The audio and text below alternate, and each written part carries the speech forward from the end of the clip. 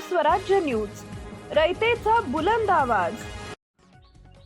बारामती पोटनिवडणूक बिनविरोध व्हावी असाच सूर सुरुवातीपासून आळवण्यात आला होता, मात्र आता ती परिस्थिती राहिली नसून हे चित्र आणि राजकीय समीकरण बदलताना दिसतंय।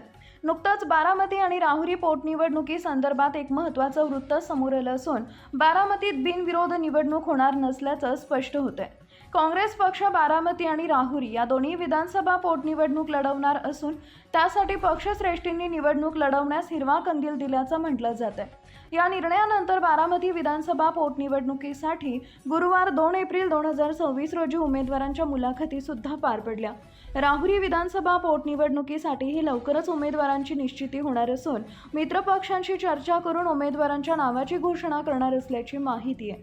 महादेव जानकरांचा राष्ट्रीय समाज पक्ष आणि प्रकाश आंबेडकर या पोटनिवडणुकीत काँग्रेस सोबत असेल, तर शिवसेना उद्धव बाळासाहेब ठाकरे आणि राष्ट्रवादी शरदचंद्र पवार पक्ष काँग्रेस नेते या निवडणुकीबाबत चर्चा फोनवरून करणार आहेत असं सांगण्यात आलंय। बारामती विधानसभा पोटनिवडणुकीकडे सर्वांचंच लक्ष असून सुनेत्रा पवार ही निवडणूक लढवतील असं जवळपास ठरलंय, मात्र त्यांची निवड बिनविरोध होणार नाही हे मात्र स्पष्ट होतंय।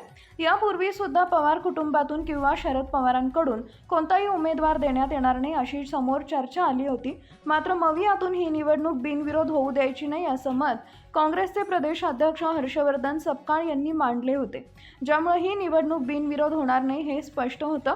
या निवडणुकीचं सहकार्य मिळावं यासाठी काँग्रेस उभाटा आणि राष्ट्रवादीशी चर्चा करणार असल्याचं म्हटलं जात आहे।